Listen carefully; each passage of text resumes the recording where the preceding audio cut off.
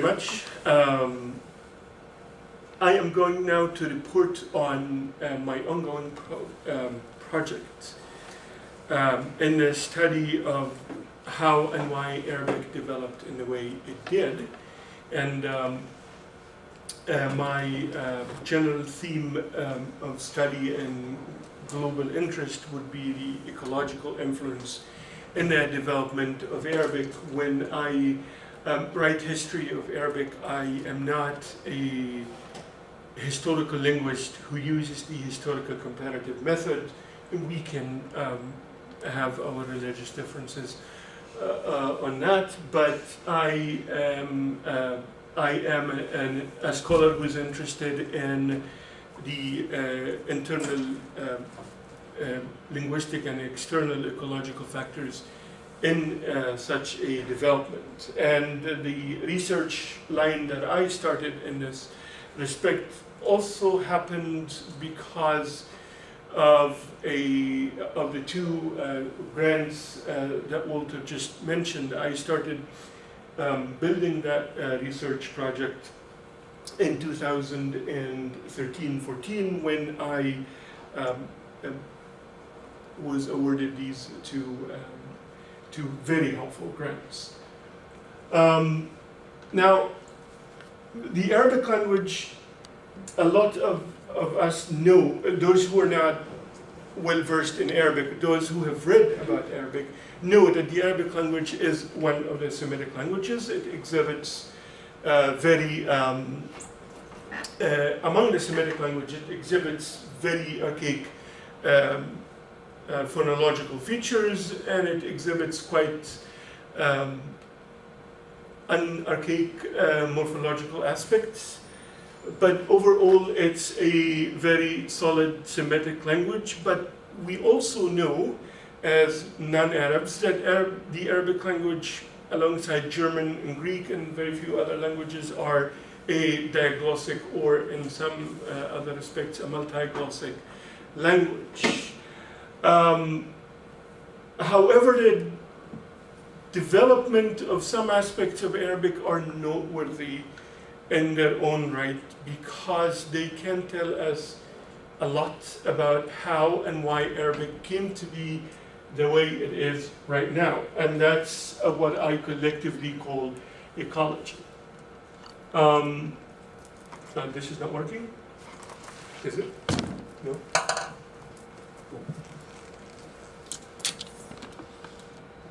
Can I use the less fancy one? Yes. Oh, it's not working either.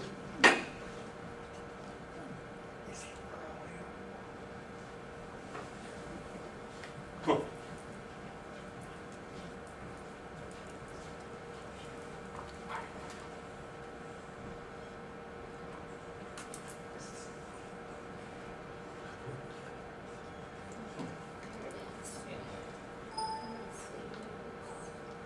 Okay, cool.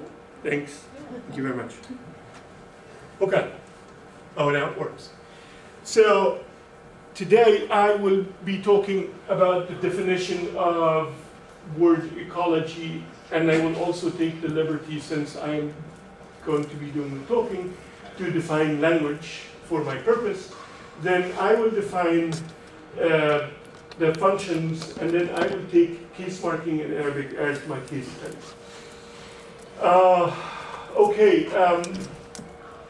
Definitions. In the study of language variation in general, we identify our concepts individually. I mean, according to my projects. So they would be a little different from anybody else. So two most important terms that I would like to talk about will be ecology and language. The ecology of any language is a multi-layered concept, an internal structural ecology in which a particular feature or a set of features react and behave in comparison, in relationship, and in interaction with one another on the same linguistic level of analysis and also across levels. Another layer of ecology would be the external ecology. That is the interaction between the structural features of the language and the communities in which the language is being used. And that's basically part of the domain of sociolinguistics.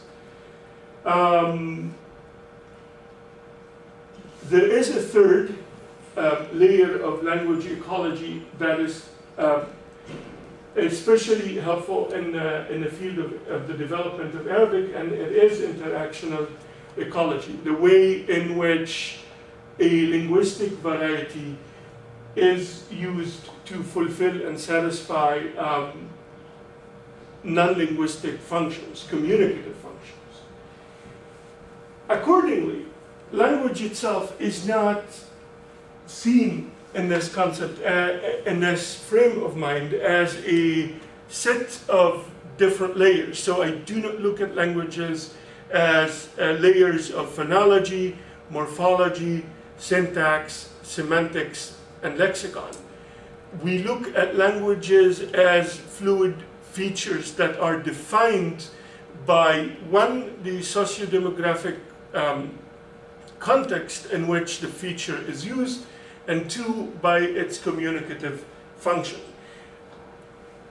Languages, especially Arabic, therefore, especially Arabic, are not very easy to define in terms of layers, in traditional terms. So I would put that aside and look at a feature holistically. Now, that's in traditional studies, our understanding of Arabic lies in it having a set of dialects expressed socially and geographically. So you have Gulf Arabic, Bedouin and sedentary, historical and synchronic. You have Egyptian Arabic, rural, Bedouin, sedentary, historical and contemporary. And you also have a set of what we call standard Arabic varieties, approximations towards classical Arabic. So functionally speaking, this has been what we learned at school and what our linguists have taught us as young people, that classical Arabic is expressed in particular set of structures and features on every level of linguistic analysis, and what is not like it is not classical or standard Arabic, they are approximations. What we have seen so far is that there is no standard expressed by any human speaker, and there is no standard that is expressed in any human writing. The standard is an unattainable ideal. Not even holy text itself can meet. So the Quran itself has been subject to grammatical scrutiny. And grammatical scrutiny is a term that I am quoting from our German colleagues in the first half of the 20th century. Okay, so the ideal does not exist. So the concept of Arabic, capital A, as a matter of fact, does not exist. Because the concept of Arabic, capital A, was based entirely on the relationship between whichever spoken or written, the relationship between whichever spoken or written variety and that standard which one can find in books of Arabic grammar. A study that was published in 1993 and followed up in 99 and 21 and 24 by some colleagues in Brigham Young showed that actually the the degree of education a person gets, even in the field of Arabic, does not qualify them for a better attainment of that ideal standard. So we will set that aside, and then we will deal with the variable structures of Arabic as continuations of one another. Now, meaning that, say we have a concept of case marking in Arabic. And the case marking in the books of Arabic grammar have a particular set of features, rules, and conditions. And that is the concept of case.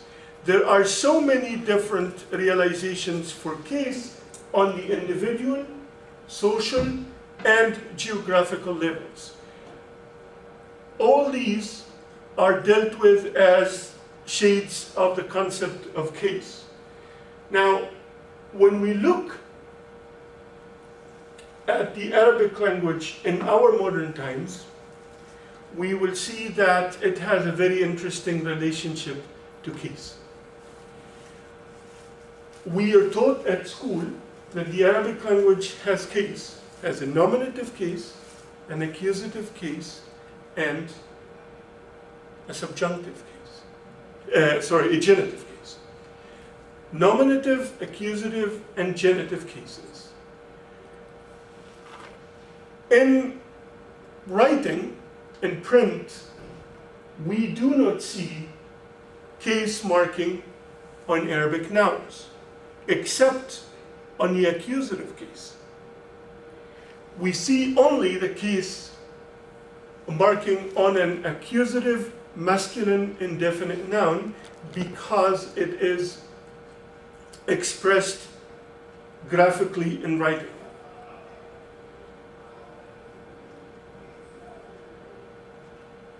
In spoken modern standard Arabic, in the media, and in political situations, case is marked on nouns.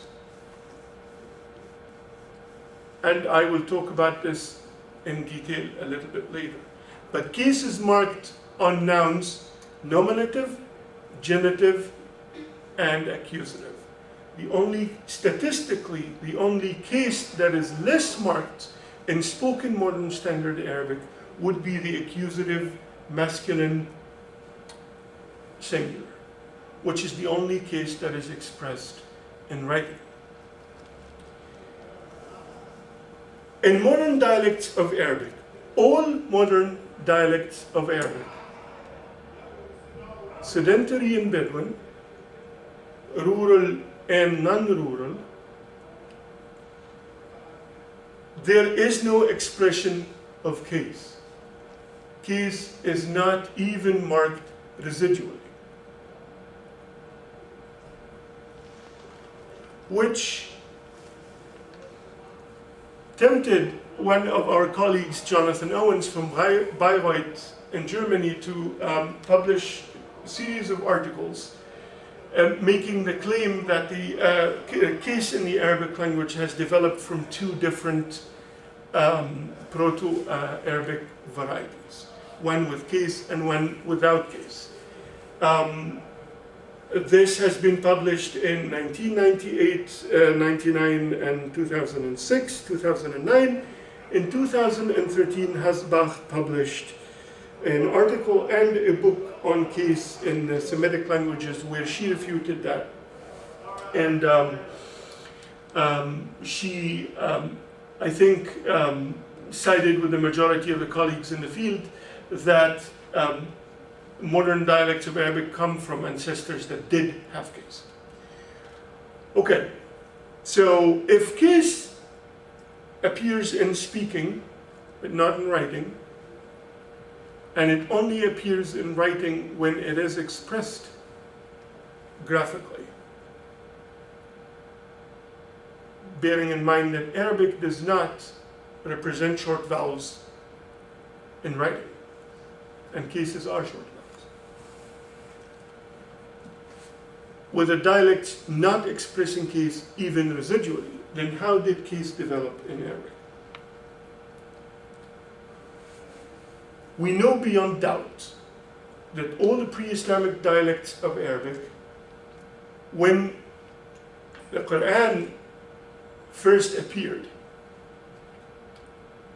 the Quran being the first reliable text in Arabic, all these varieties of pre-Islamic Arabic had case. They all expressed case at the end of nouns. They all had nominative, accusative, and genitive cases. We also know for a fact that some of these dialects in a particular geographical area were in contact with non-Arab Semitic languages that lost case earlier, and those dialects were also beginning to show signs of weakening use in case, like overgeneralization.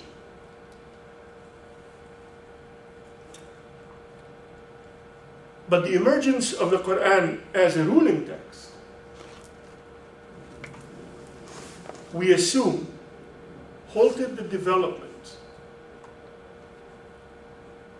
of case in classical Arabic. But it did not halt the development of case in the pre-Islamic Arabic varieties which developed to be the modern dialects of Arabic in our modern times.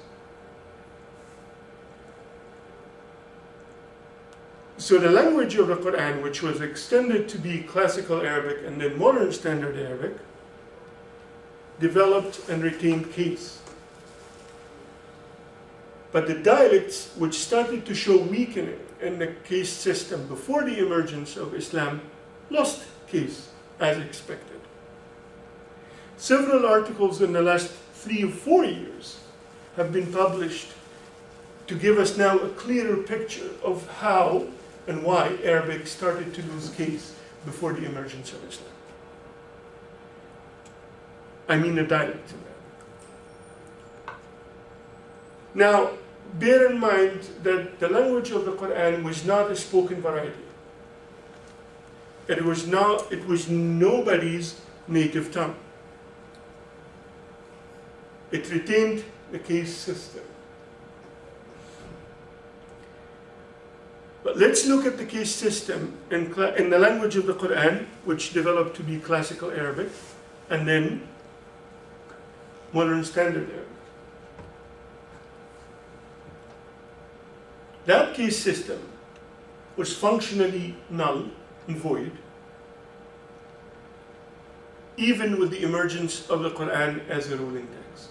So should we remove the case system from the Quran, it would also work.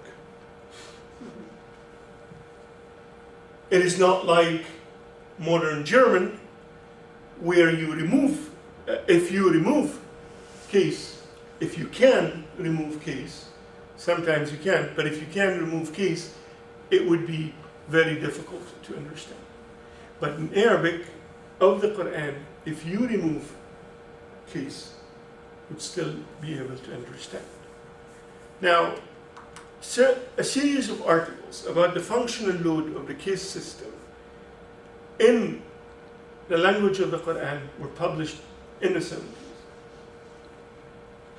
Ferrando Corianti, 71, 75, 76, or 77, published this series of articles in which he analyzed the language of the Quran itself as a text, and that language in the earliest production of Arabic prose and poetry, and came up with the conclusion that, as a matter of fact, the case system was superfluous. The functional yield of the case system was next to zero. Okay. That's interesting because the dialects, the pre-Islamic dialects, developed away from the case system. They lost it. And all the structural evidence we have from the 8th, the 9th, and the 10th centuries, meaning the 2nd, 3rd, and 4th centuries of the Islamic era, show that the case was already lost. Case system was already lost in these dialects. So a case was lost in the dialect,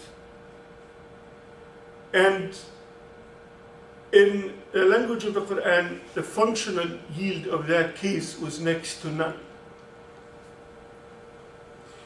Add to this the degree of illiteracy in Arab Muslim societies in the first 3 to 4 centuries of the Islamic era, where individuals, boys and girls, men and women, did not have access to the language of the Quran. And we can actually have statistical evidence, we can have numbers for from the reliable numbers from the 3rd century of the Islamic era and the 9th and the 10th centuries of the Common Era about the numbers of educated boys and girls, men and women in the Arab Muslim societies in larger cities such as Baghdad, Damascus, and Basra. And those can tell us that an average of 2 to 3% of males were versed in reading and writing to a particular degree, and 1% of women were. But the rest of society, 96% of males and 97%, 97% of males and 99% of females were not literate. So their access to the language of the Quran, classical Arabic, was very limited, was only through religious functions.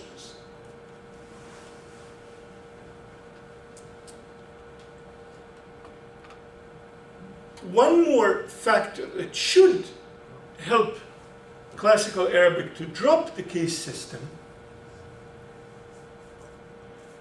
was that education and mass education and mass printing did not start in the Arab world, in the Arabic-speaking world, before 1820s.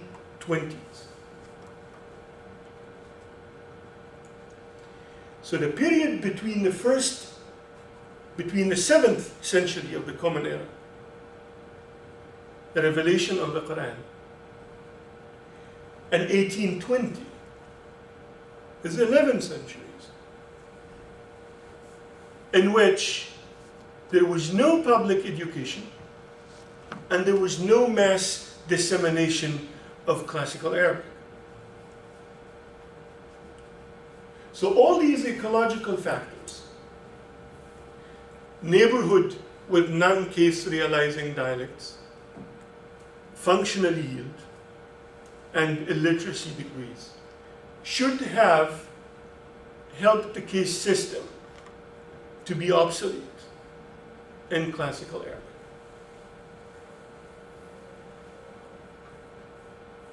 However, it wasn't. There is, in comparison, a set of ecological factors, permissive ecological factors, that allowed the case system to continue in classical Arabic and become a feature of modern standard Arabic. And those ecological factors are as follows. From the earliest times of standardizing the Arabic language, the case system was used as an organizational factors.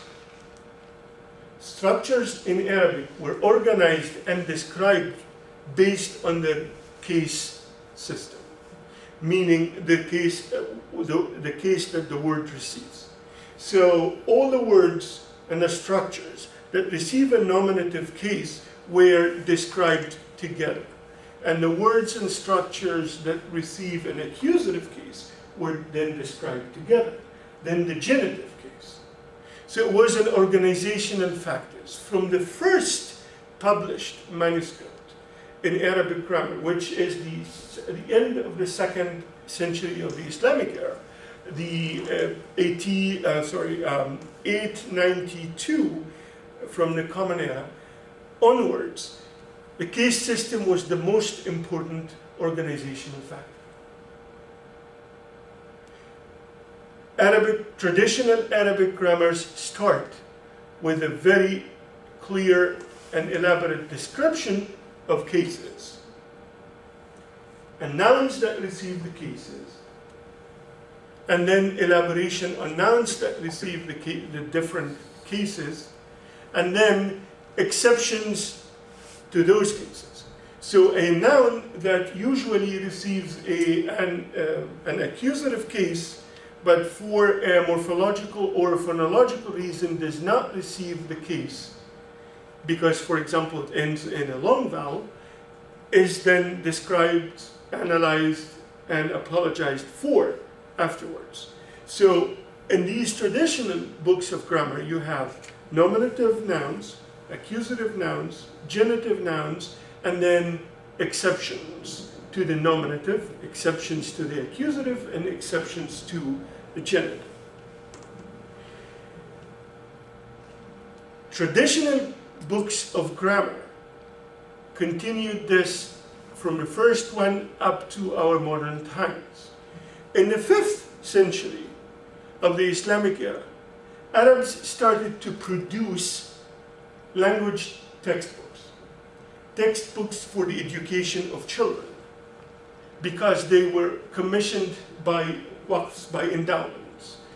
And this happened first time in the 5th century of the Islamic era, which is at the end of the 11th and the beginning of the 12th century of the Common Era.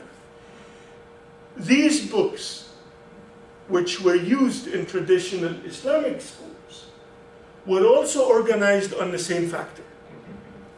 Nominative nouns, accusative nouns, genitive nouns, exceptions to the nominative, exceptions to the accusative, and exceptions to the genitive.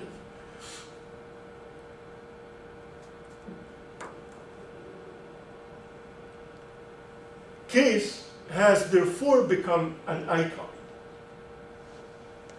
not only as an organizational factor, but in the beginning of disseminating the Arabic language in the 5th century on a limited basis. Case was the main icon of what classical Arabic was.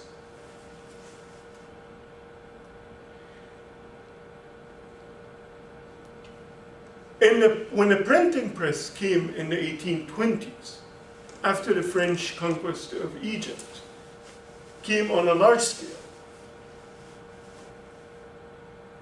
case was not represented in writing. However, when the first textbooks in the 1840s, Arabic textbooks, started to be mass-produced for the beginning of a language education in the military schools of Egypt and the Levant, case was also the main organizational factor. Therefore, by the beginning of the 20th century, books of cases, like drills on how to insert case on a noun, were mass-produced as the main element of what makes classical Arabic.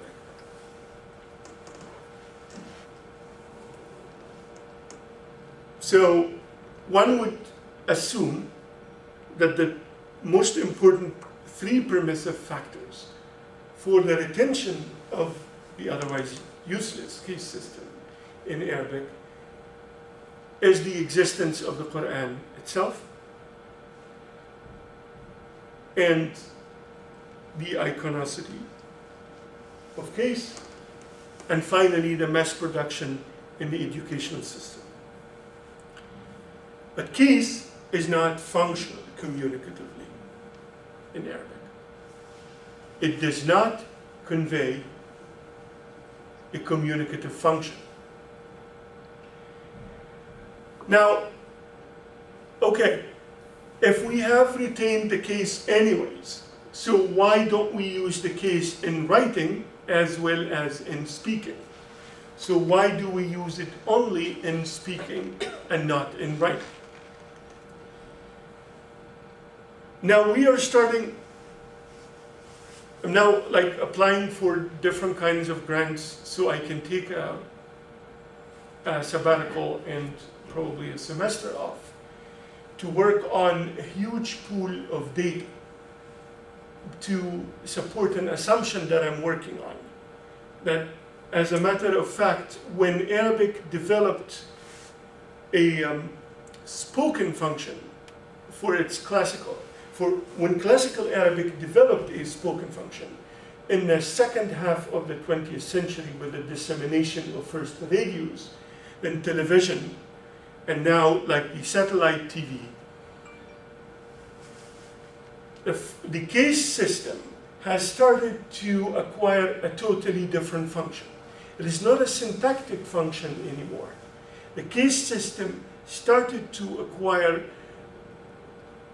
a phonetic function.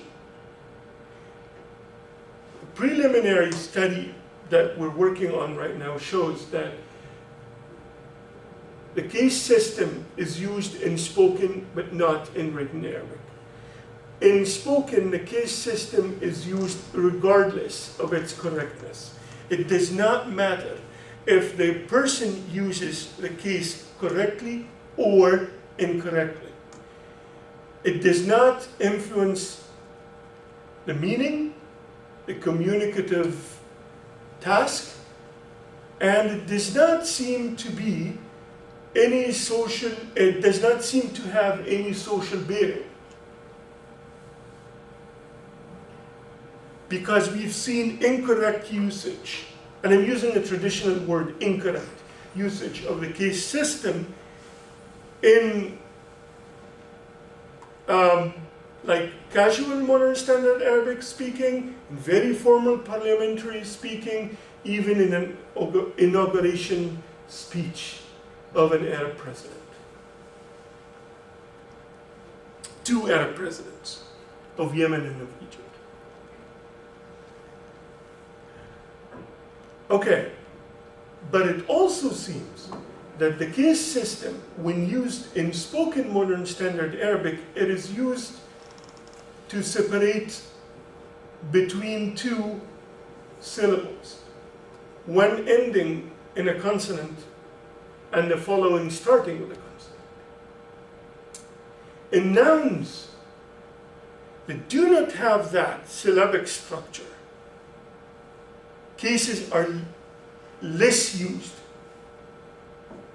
So, for instance, in the use of a suffix pronoun after a masculine noun, there is 2 syllables in a row. Here, the case system is used, regardless of correct use or incorrect use. But the person tends to use the case system in this kind of syllabic structure, syllabic sequence, and not in words that do not end, for example, in a suffix pronoun.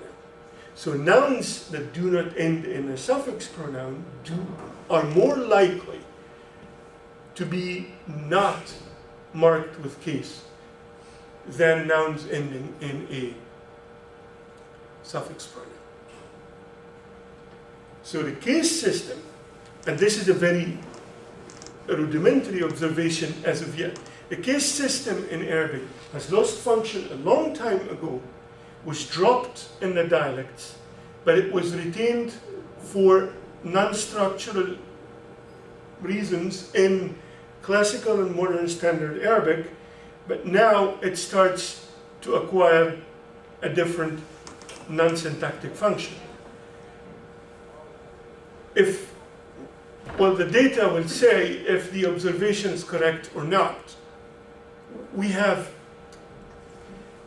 probably 64 hours of recorded speech from 11 Arab countries, from different genders, different levels of education, and also in different situations. But we will see how the theory plays out.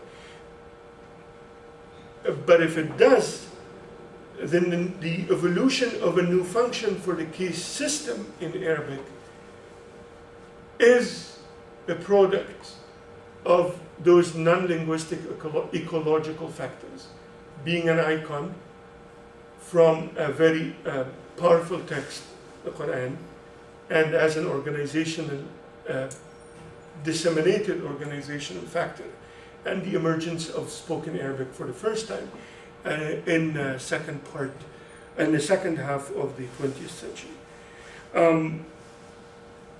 I do not know if anybody is familiar with the Middle East in the 20th century. Egypt was the most developed country in the first half of the 20th century. So it had the first radio channel in the teens of the 20th century, and the first public radio in 1932, first movie in 1933, commercially produced movie in 1933-34, and the first TV broadcast in 1960. Lebanon preceded Egypt with the TV, with the colored TV. Egypt continued to have a black and white TV until 1970. So the Arab world has had a disseminating center of the Arabic language in the 20th century, from the beginning probably to the end of the first half. So that is why we are trying to collect different kinds of data from different times to compensate for this and see if Egypt has had a factor in this or not. And so this is what I will be working on in the next 2 or 3 years, and hopefully we'll come up with an interesting result. Thank you very much.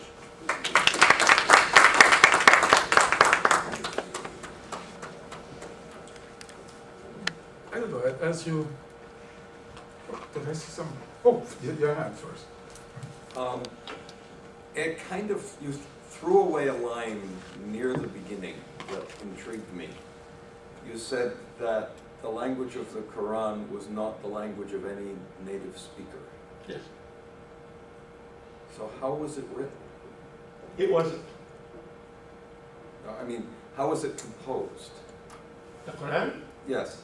I mean, Okay. someone was writing, deliberately being artificial in writing it? Is that Okay. a possible conclusion? Okay. Now we have physical evidence for the earliest manuscripts of the Quran, and those outdate the Prophet Muhammad. He died before the earliest of those came to existence. No, it was not written, and we know that he, as the overwhelming majority of the Arabs of his time, was illiterate. And when the Arabs were literate, they wrote in different languages. So Arabs, as late antique peoples in general, wrote in Greek and Aramaic. Right. But not in Arabic. The Quran is an oral text, through and through. Of course. And that being said, comes the problem, who oral to whom? We have no historical evidence now to anybody who spoke that kind of variety as a native language.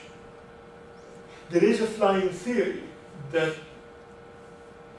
several of us now in the Semitic languages are advocating, that actually the Quran was an establishing text. We know that the varieties of Arabic not of Arabic. The Semitic varieties on the Arabian Peninsula before the emergence of Islam, we're on a continuum. So if you start in Yemen, you can understand the varieties spoken in the next village north, and a little bit less in the next village to the north, and so on. But there's a continuum of comprehension up to northern Europe in varying degrees. So those, one time in the sixth, at the end, towards the end of the 6th century and the beginning of the 7th, this text appeared in pieces. And it seems to have structural elements from all these peninsular varieties and non-peninsular Semitic languages as well. So it has a lot of features from Aramaic. Some of the surahs in the Quran start with Aramaic words as such.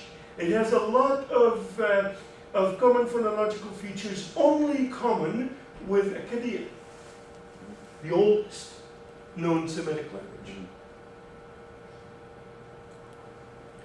The Quran is an anomalous, sui generis text. No, that sounds very much like Middle Chinese, because Middle Chinese doesn't reflect anybody's speech at all. It was the work of a committee, right, that kind of took sources from all over to help guide poets, you know, in their practice. But it didn't reflect anybody's speech, so this is not without precedent or parallel, right? Cool. Yeah. Oh, I have a question about the modern end of it, which is this reemergence of case. And I know about 15 words of Hebrew, and that's my whole Semitic knowledge. But if I understood, then cases are marked with short vowels. Yes. If this reemergence of case is short vowels, but they may or may not be the correct one for the syntax, what is there to stop you from saying that what's going on is not a reemergence of case, but just a random use of short vowels to break up consonant clusters? Extirpation, they call it. Sorry, Matsu. There's a term, kind of Oh, using, sure. Yeah, using floating material Yeah. that is not functional anymore for a new purpose. Well, that's not going quite as far as I'm going, which is Right. just saying that there are short vowels in the language. Right. That's what's being Yeah, used. just any And I'm unexpected doing it for vowels argument, between but- two. Yeah, no, between two acceptation syllables. makes me very nervous. I don't like it. Okay. Okay. How do you know it's Preliminary related? observations. Yeah.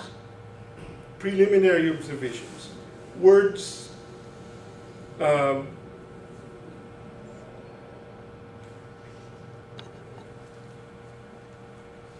A degree of correctness is sought. Okay. So if you number the individual, which is what I did, if you number the individual's tokens Mhm. with quote-unquote case, you will notice a degree of an aptitude towards. Okay. An aptitude towards. But this aptitude is triggered only in the nouns that have a suffix pronoun or that end in a syllable with a consonant and start with The and next the syllable. next yeah. syllable with a consonant. Okay. Only in these cases that the case is Mhm. invoked, there is an aptitude, but it differs from one person to another. What makes me intrigued, what intrigues me is that this use does not, quote unquote incorrect use does not seem to influence first the function, second the attitude of the recipient or the sender of the message, which which convinces me that, yeah, it is now playing that function. Okay. When we have a tendency, a geographical tendency in the Arab world, that when we need a short vowel as a separation inside a word, or in the beginning of a word, we usually tend to use E in Eastern dialects of Arabic and A in Western dialects of Arabic. In the Egyptian bundle, being in the center of the Middle East, the Eastern dialects of the Egyptian bundle would use the A, and the Western bundle would use the E. Oh, wow. One marker of Cairo dialect is a fluctuation between the A. Okay. Men leaning more towards E and women leaning more towards There is, just to finish, and then we have to run because we have to get ready for our talk. But there is a poem by the French poet François Villou. It's a very late medieval, early Renaissance poem. He's a transition, in which the poem is written, he says, in the old style. And it has cases on nouns, but he doesn't know how they work. So it's a kind of random assignment of what he knows are case-ish looking things. If I can find it, I'll send it to That you, would be just for fun. Wendy. fascinating. Yeah. Now that's probably what is happening right now. We are using them just not because they are case. We're just doing the E, and but we're using them. Yeah, it's, We didn't know why. I have a question and a comment. Thank you. I was just thinking that whenever I've heard Arabic recited, one thing I noticed was its beautiful musical quality. And that quality, I wonder, did that influence the grammar? Because I noticed there's this melodic quality in Arabic, very beautiful. The other question is, you talked about the introduction of mass printing of Arabic. Did that change the way, did that influence the way the language was taught and spoken? Because I was thinking, you said that there weren't large copies of the Quran distributed among the public till later. So those are my questions. Well, the melodic aspect of Arabic is probably because it depends from one dialect to another. Like Western dialects in general, from Western Libya westwards, are less melodious than the Eastern dialects. That's probably because of their stress patterns. The melodious dialects have a lot of open syllables in them. So many, you would notice inside the word, many short vowels, different short vowels in the word, short and long vowels. The difference between short and long vowels in the Arabic dialects is fundamental. So, but the influence of print on Arabic is yet an unstudied field. We have not had any study of that. Because I was thinking that since you said in early Islam, most of the majority of the Muslims couldn't read, so that it was only the elite that were reading the Quran at that point, only the No. well-educated. No, people memorized it. Oh, they remember. Oh, yeah, they remember. Okay. So could that have contributed to its melodic quality? People were reciting it all the time. I do not know. I'm sorry. That is something I really cannot speak to. I'll take that last question because go ahead. Yes, Professor. Forgive me for missing the bulk of your talk. I wasn't straight on the time. Right. So, the natural evolution in Arabic language language in general. I know that in Islamic faith, they believe Arabic will be the language spoken in heaven and at the end of times, yeah? Yes. Is there any religious resistance to what happens in Arabic naturally? Like, when do they stop calling it Arabic? Especially like considering, you know, the language of the Quran is not spoken purely anywhere. So why do they have to stop calling it Arabic? When you know, with such great variations, yeah, is there any religious that you know of resistance to this, you know, to diachronic change in the language? Oh, okay. Well, first thing, yes, you're right. Eschatologically speaking, Muslims think that Arabic would be the language of heaven. So now I would like to invite everybody to take Arabic classes. And it's also in the early books of Arabic of propaganda nature, there are poems that they ascribe to Arab. That is one point. Second point, the Islamic religion has not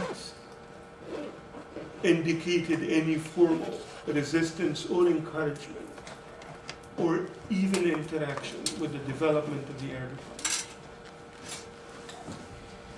I would like to draw your attention to the very interesting fact that the American missionaries in the first half of the 19th century were the earliest producers of Arabic print.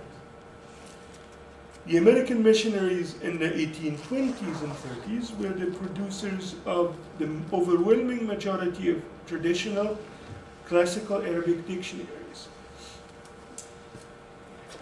The Franciscans in the Levant produced a massive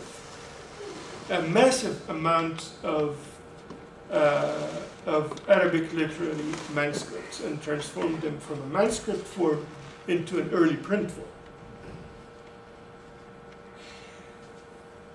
The ideological relationship between Arabic and the faith itself varies from one country to another. And that would be very interesting if you go to a mosque in, around Michigan.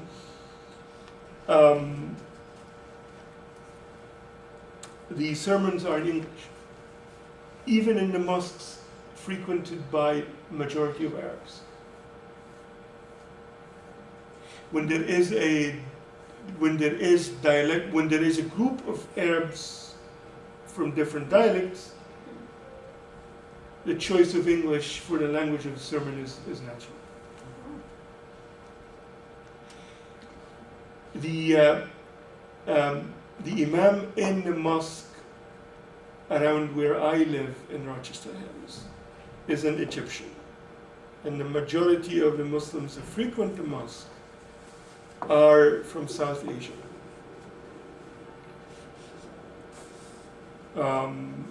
So naturally enough, the language is English. You mean from Pakistan or Pakistan, Bangladesh, Bangladesh? and the Indian Muslims who live in the Troy area and work for GM. I'm sure there are many questions. I have a social linguistic question that I'm going to have to write you and ask you, because I'm certain that the existence of these diacritics in, sorry, I'll call you back. The diacritics in the Quran, which you say serve no purpose. Yeah. I find that and that the speakers, when classical Arabic was formalized, emulated the Quran by using these case markings, even though they do not perform any communicative function. I think the notions of identity, the notions of, and so all those things are, I think, wrapped up in these. Because as a social linguist, I find that there's always going to be a rationale, a social, political, cultural rationale Yes, for these, and it is important that we figure that out. Yes, there is. And we have to start out with some hypotheses, which we will discount as they go along, or confirm as they go along. So that was what I would start with, you see, as a way to approach this. But we must all make our way across to the tyranny. Thank you very much.